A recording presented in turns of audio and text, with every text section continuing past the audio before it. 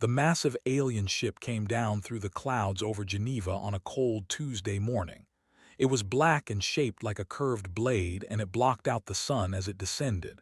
People in the streets stopped and stared. Some ran, some screamed, but most just stood there, frozen, watching something that should have been impossible. Commander Jake was not frozen. He stood at the front of a group of soldiers and diplomats, his hands clasped behind his back, his face showing nothing. He had been a soldier for 22 years. He had seen combat in places most people could not find on a map. He had watched friends die and had killed enemies without hesitation. But this was different. This was first contact with an alien species, and nobody knew what was going to happen next. Lieutenant Amy Collins stood beside him. She was younger, maybe 30, with short brown hair and sharp green eyes that missed nothing. Her hand kept moving toward her sidearm and then stopping. They had been ordered to appear peaceful, friendly, even. But Amy was a soldier first, and soldiers did not like standing in the open with no cover while a giant alien ship landed in front of them. The ship touched down without a sound. For a long moment, nothing happened. Then a section of the hull slid open and they came out. They were terrifying. They stood almost 8 feet tall, with bodies covered in hard black shells that looked like armor. They had too many limbs, and their heads were dominated by huge compound eyes that reflected the light like dark mirrors. When they moved, their joints clicked and scraped, making sounds that sent shivers down the spines of everyone watching. There were 6 of them. The largest one walked in front, and the others followed in a formation that suggested military training. They stopped about 20 feet from the human delegation and studied them with those unreadable insect eyes. Jake stepped forward. He had been chosen for this because he did not scare easily and because he knew how to keep his voice calm even when his heart was pounding. Right now, his heart was definitely pounding. "Welcome to Earth," he said. "I am Commander Jake. We come in peace and hope to establish friendly relations with your people." The lead alien made a series of clicking sounds. A device around its neck segment glowed, and then a flat, mechanical voice spoke in English. "I am Ambassador OK of the Dominion. We have come to claim this world and its resources for the glory of our empire." Jake blinked. He had expected many things: greetings, questions, maybe even threats, but not this immediate, casual declaration of conquest. "I'm sorry," he said carefully. "Did you say claim?" "Your species has 30 rotations of your planet to surrender all governmental authority and resource rights to the Dominion," OK continued, as if Jake had not spoken. "Failure to comply will result in the complete destruction of your major population centers. This is not a negotiation. This is a notification." Behind Jake, he heard several of his people shift. Someone made a small sound of disbelief. Amy's hand was definitely on her weapon now. Jake looked at the alien ambassador for a long moment. OK stood there with complete confidence, his posture radiating the certainty of someone who had done this many times before and had never been refused.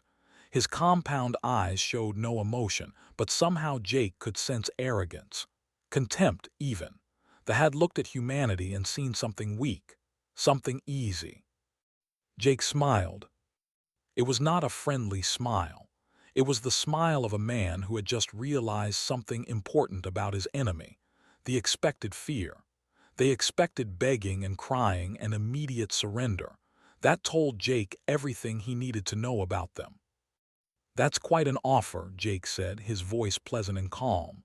"I'll need to discuss it with my superiors. These things take time, you understand, bureaucracy, red tape, you know how it is." OK's mandibles clicked in what might have been confusion. "You are not afraid." "Should I be?" "Every species we have encountered has shown fear at this moment. Many have wept. Some have attacked us in desperation. You are doing neither." Jake shrugged. "We're a complicated species. Give us time. I'm sure we'll get around to the weeping eventually." Behind him, he heard Amy make a sound that might have been a suppressed laugh. Some of the other soldiers were grinning now, their fear replaced by something else, something that looked a lot like anticipation. OK studied Jake with those massive eyes. For the first time, there was something in his posture that suggested uncertainty. The script was not going the way it was supposed to. "You have 30 rotations," the ambassador repeated, but some of the confidence had left his mechanical voice. "After that, we will begin the destruction of your cities, starting with this one." "Understood," Jake said. "Would you like some coffee while you wait? It's a hot drink we make from beans. Most humans find it helps them think more clearly." The offer seemed to genuinely confuse the alien. His mandibles clicked rapidly, and he turned to exchange looks with his fellow. They seemed just as lost as he was. "We will return to our ship," OK said finally. "Your answer is expected in 30 rotations. Do not waste this time on foolish hopes of resistance. We have conquered 17 worlds. Your primitive technology cannot harm us." The aliens turned and walked back toward their ship. Just before he reached the entrance, OK paused and looked back at Jake. "Why do you smile, human?" Jake's smile widened. "Because you just made a very big mistake, Ambassador." "And what mistake is that?" "You told us we have 30 days. That's a lot of time for a species that survived ice ages, plagues, and 2 world wars. You should have attacked immediately while we were still confused. Now we have time to prepare, time to plan, time to remember what we really are." "And what are you?" Jake's eyes met those compound alien eyes, and in that moment, something ancient stirred in his chest. Something that his ancestors had known when they walked across frozen continents and hunted creatures 10 times their size. Something that humanity had almost forgotten in its comfortable modern world. "We're the thing that everything else on our planet learned to fear," Jake said softly, "and you just gave us a reason to remember that." The ship lifted off an hour later. In bunkers and command centers around the world, generals and presidents watched the footage of the meeting. They listened to Jake's words, and slowly they began to smile too. Humanity had 30 days. It was more than enough. They attacked on day 15, 2 weeks earlier than they had promised. They thought the surprise would break humanity's spirit. They thought wrong. Commander X led his battalion into Chicago as the sun was setting. His soldiers moved through the streets in perfect formation, their weapons ready, their compound eyes scanning every shadow. The city had been hit by orbital strikes that morning, and smoke still rose from a dozen burning buildings. It should have been full of terrified survivors begging for mercy. Instead, it was empty. X stopped in the middle of a wide street and looked around. The buildings towered above him, their windows dark and silent. Cars sat abandoned at odd angles, doors still open. Food was left on tables in restaurants. It was as if every human had simply vanished in the middle of their normal day. "Spread out," he ordered his soldiers. "Find the survivors, they must be hiding somewhere." His troops obeyed, moving into buildings and down side streets. X waited in the intersection, confident in his armor and his weapons. The humans were primitives. They had nothing that could hurt him. The shot came from nearly a mile away. Private First Class Danny was lying on the roof of an office building, his eye pressed to the scope of his rifle. He had been a hunter before the invasion, spending weeks every autumn tracking deer through the mountains of Montana. He knew how to be patient. He knew how to be still. And he knew how to put a bullet exactly where he wanted it. The officer dropped without a sound, the bullet finding the tiny gap between his chest armor and neck segment. It was a shot that should have been impossible at that distance, but Danny had spent 3 days studying captured bodies, learning their weak points, practicing until he could make the shot in his sleep. He did not wait to see if the alien was dead. He was already moving, slipping through a pre-planned escape route that took him through maintenance tunnels, basement corridors, and finally into the sewer system. By the time they reached the building where he had been, Danny was half a mile away and still moving. The aliens searched for hours. They found nothing. The next day it happened again, and the day after that, and the day after that. Every time the thought they were safe, another shot would ring out, another soldier would fall, and the shooter would vanish like smoke. In an underground bunker beneath Denver, Dr. Lisa was explaining to General Cole why this was happening. Lisa was one of the first scientists to study the remains that resistance fighters had recovered. She was a small woman with messy red hair and glasses that she was constantly pushing up her nose.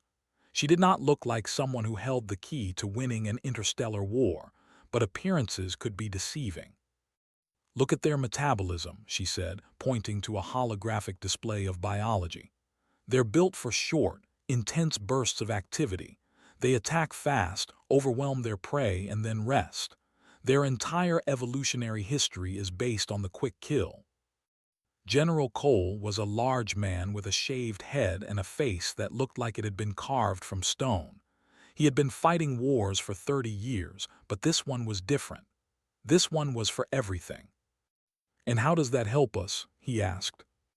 "Because we're the opposite," Lisa said, and there was something like wonder in her voice. "Humans are persistence predators. Our ancestors didn't outrun their prey. They couldn't.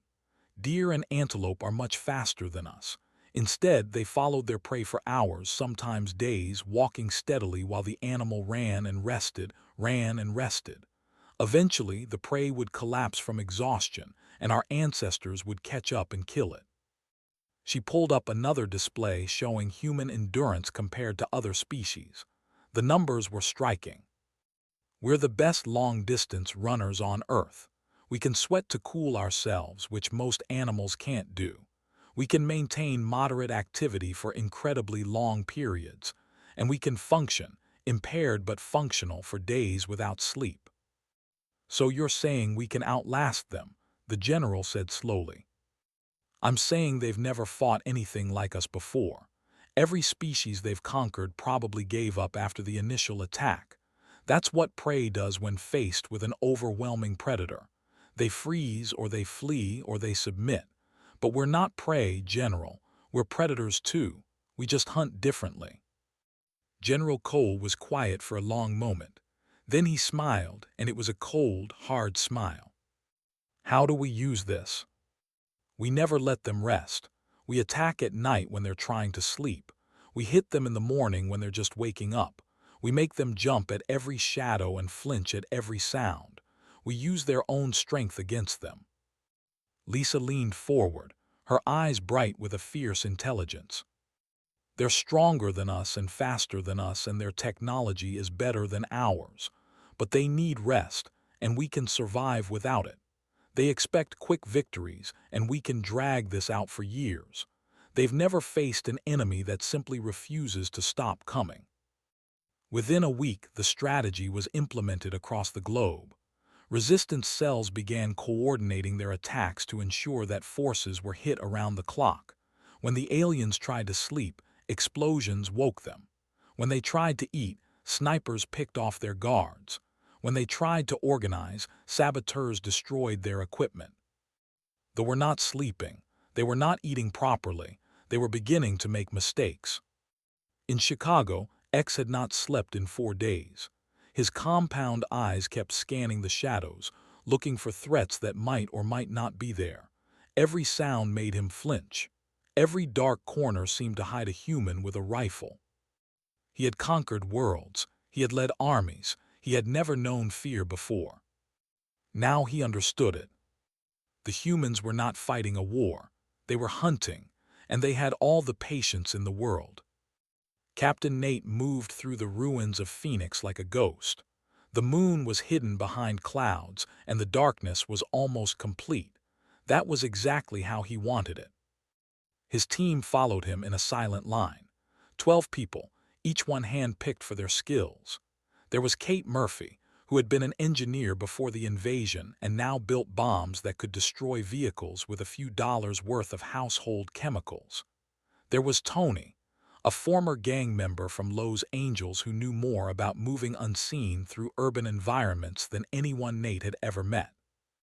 There was Grandma, a 73-year-old woman who had been a sniper in the military 50 years ago and could still put a bullet through a target at 800 meters. They had no uniforms, no ranks really. They were just people who had decided that they would rather die fighting than live as slaves, and somehow, against all odds, they were winning. The base was ahead, a cluster of alien structures that had been built on top of a destroyed shopping mall. Lights glowed from within, and Nate could see the silhouettes of guards patrolling the perimeter. There were maybe 200 soldiers inside. His team had 12 people and whatever weapons they could carry. It should have been suicide. It would have been suicide if they had tried to fight fair. Nate raised his hand in a signal, and his team stopped moving. They had trained for this so many times that words were not necessary. A series of hand gestures communicated the plan. Kate would move to the north side and plant her charges on the fuel storage tanks. Tony would create a distraction on the east side, drawing the guards away from the main entrance. Would find a position with a clear view and start picking off officers the moment the chaos began. Everyone else would hit the communications center and destroy the equipment before they could call for help. No one spoke. No one needed to. They had worked together for so long that they could almost read each other's thoughts. A nod, a look, a small gesture, and everyone knew exactly what to do. This was what they could not understand. This was what terrified them more than anything else. Humans were pack hunters. They had evolved to work together, to communicate without words, to trust each other absolutely. When a group of humans had trained together and fought together, they became something more than individuals. They became a single organism with many bodies. They communicated through pheromones and spoken language. They could not understand how humans could coordinate so perfectly without any apparent communication. It seemed like magic. It seemed like the humans could read minds. Kate disappeared into the shadows, moving toward the north side of the base. Tony went east, found a collapsed building with a perfect view of the central compound and began setting up her rifle. The rest of the team waited with Nate, counting silently in their heads.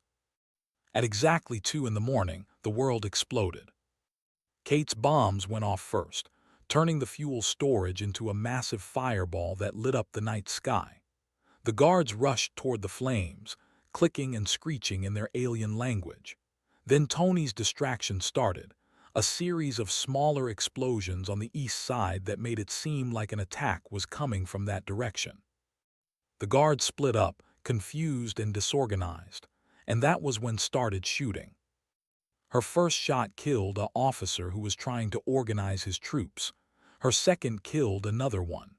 By the third shot, the remaining officers were diving for cover, too scared to stand up and lead. Nate led his team through the chaos like wolves through a flock of sheep. They moved fast and silent, using the confusion to slip past guards who were too busy panicking to watch for threats. The communications center was in the middle of the compound, protected by thick walls and heavy doors. Tony appeared from nowhere with a shaped charge he had built from stolen explosives. He placed it on the door, and everyone stepped back. The blast cut through the alien metal like it was paper. Inside, 3 technicians were frantically trying to send a distress signal. They never got the chance. Nate's team was fast and efficient. Within 30 seconds, the technicians were dead and the equipment was destroyed.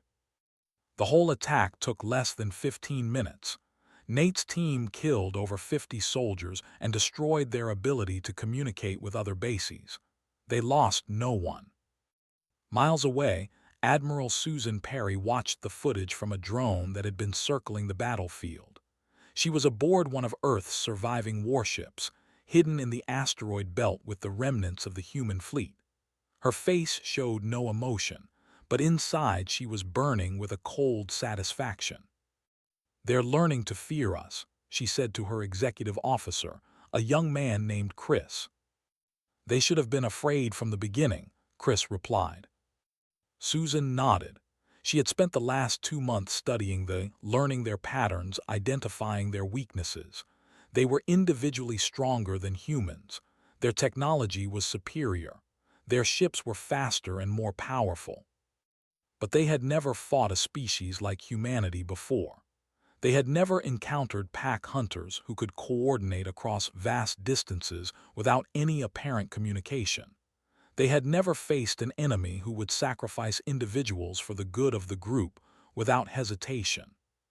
"Prepare the fleet for Operation Shadow Strike," Susan ordered. "It's time to remind them that the surface isn't the only place we can hurt them." 12 hours later, human ships emerged from hiding at 17 different locations across the solar system.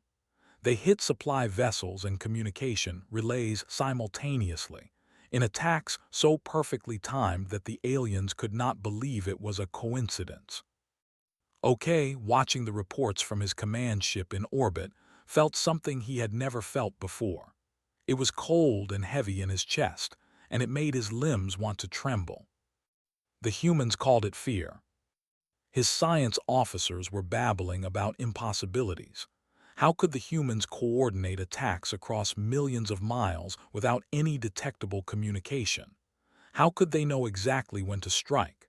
How could primitive creatures with primitive technology be so devastatingly effective? OK did not have answers. All he had was the growing certainty that he had made a terrible mistake coming to this world. The humans were not fighting like prey. They were fighting like predators, and they were very, very good at it. The meeting took place in Brussels, in the ruins of a cathedral that had been bombed in the first days of the invasion. Colored light still came through the broken stained glass windows, casting strange patterns on the rubble-covered floor. It was a strange place for a negotiation, but Jake had chosen it for a reason. He wanted the alien to see what humanity could build, and he wanted the alien to see what humanity could survive. Ambassador OK arrived with only 2 guards. That alone told Jake how much things had changed. When the had first landed, they had moved in large groups, confident in their numbers and their strength. Now their ambassador was sneaking through destroyed cities with a handful of protectors, afraid of what might be watching from the shadows. Jake studied the alien as he approached. OK looked terrible. His black shell, which had been shining and perfect during their first meeting, was now scratched and dull. His movements were slow and jerky, the movements of someone who had not slept properly in a very long time. Even his huge compound eyes seemed dimmer somehow. "Thank you for agreeing to meet," OK said through his translation device. Jake did not bother with pleasantries. He leaned against a broken pillar and looked at the alien with eyes that showed no fear and no mercy. "Why are you here?" "I want to understand," OK said. "We have conquered 17 worlds. Every species we encountered behaved the same way. They resisted briefly, realized they could not win, and surrendered. It is the logical response. Resistance against superior force is pointless." "And yet here we are," Jake said. "And yet here you are." OK's mandibles clicked in what Jake had learned was a sign of distress. "You should have surrendered in the first week. Your military was destroyed. Your governments were in chaos. You had no hope of victory, but instead of giving up, you became more dangerous. You fought harder. You fought smarter. Why?" Jake was quiet for a moment, considering the question. He could have given a simple answer, something about freedom or pride or hatred of invaders. But he sensed that the alien was genuinely trying to understand, and that understanding might be more valuable than victory. "Let me tell you a story," Jake said. "My grandfather was a soldier in a war a long time ago. His unit was captured by the enemy and forced to march for 60 miles through freezing rain. They had no food and no warm clothes. Many of them were injured. The enemy soldiers shot anyone who fell behind." OK said nothing, but his compound eyes were fixed on Jake with intense focus. "My grandfather had a broken foot," Jake continued. "The bones were shattered. Every step was agony. The doctors later said he should not have been able to walk at all, let alone march for 60 miles. But he did it. He made it to the end. Most of the others died on that march, but he survived." How? OK asked. When I asked him the same question years later, you know what he said. He said it wasn't that hard. He just put one foot in front of the other until he got where he was going. He didn't have the option of giving up, so he didn't give up. Jake pushed himself off the pillar and walked slowly toward the alien. OK's guards raised their weapons, but the ambassador waved them down. Jake stopped just a few feet away, close enough to see his own reflection in those massive eyes. That's what you don't understand about us, Jake said softly. We don't give up. It's not in our nature. Our ancestors survived ice ages that killed almost everything else on the planet. They survived predators that were bigger and faster and stronger than them.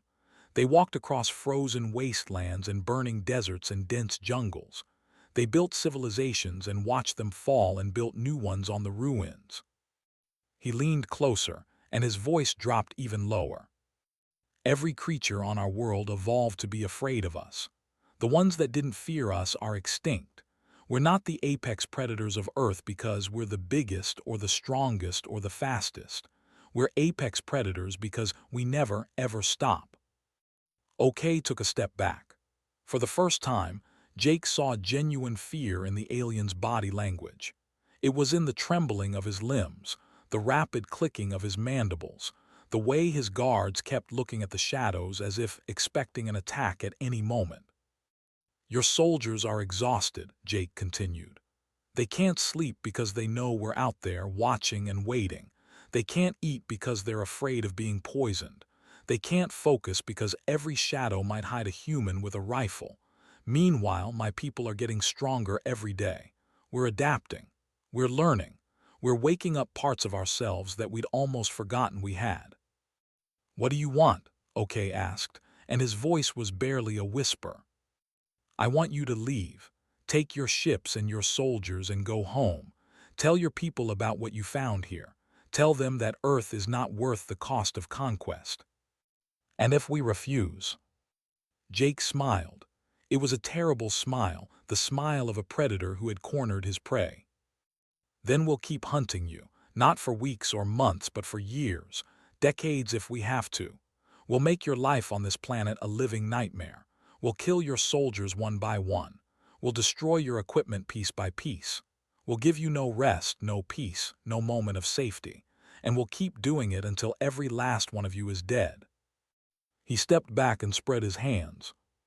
You came here expecting to find prey. You found something else. You found monsters. And now you know what it feels like to be hunted by us. OK was silent for a long moment. When he finally spoke, his voice was tired and defeated. We will consider your demands. Jake nodded. You do that. And while you're considering, remember this, right now there are humans watching us from at least 6 different positions. You can't see them. You can't hear them, but they're there. And if I give the signal, your guards die in less than a second. The aliens' guards looked around wildly, trying to spot the hidden watchers. They saw nothing but shadows. We're very patient, Jake said. We can wait a long time for our prey to make a mistake. The question is, can you? OK left without another word. Jake watched him go, then raised his hand in a small wave toward the shadows where his people were hiding. The war was not over yet, but for the first time, Jake was certain about how it would end. The fleet left Earth on a cold morning in December, 3 months after they had arrived. Their ships rose through the atmosphere one by one, climbing toward the stars they had come from. From the ground, the humans watched them go with expressions that mixed relief with something else, something that looked like hunger. Ambassador OK stood on the bridge of his command ship as the blue planet grew smaller in the. He had come to this world with 200 warships and 500,000 soldiers. He was leaving with 37 ships and fewer than 80,000 survivors. They had not been defeated in battle, not really. The humans did not fight battles the way they understood them. They did not form lines and charge. They did not try to hold territory. They simply appeared from nowhere, killed as many as they could, and then vanished before anyone could fight back. It was not war, it was hunting, and the humans were terrifyingly good at it. X was dead. He had been killed by a sniper while eating breakfast in what should have been a secure location. The bullet had come from over a mile away, through a window that was barely 6 inches wide. No one ever found the shooter. Most of the officers OK had brought with him were dead too. The humans had learned early that killing leaders caused chaos in ranks, so they had hunted the officers with patient, merciless precision. Some were shot, some were poisoned, some simply disappeared and were never seen again. The common soldiers had fared little better. They could not sleep because the humans attacked at night. They could not relax during the day because the humans attacked then too. They jumped at shadows and flinched at sounds and slowly, steadily, went mad from fear and exhaustion. OK had seen soldiers who had conquered a dozen worlds break down in tears because they heard a noise in the dark. He had seen veterans refuse to leave their barracks because they were certain that humans were watching them, waiting for them to make a mistake. The humans had not just defeated his army, they had broken it. On Earth, the celebrations were beginning. People emerged from hiding places and bunkers, blinking in the sunlight, hardly able to believe that the nightmare was over. There would be funerals for the millions who had died.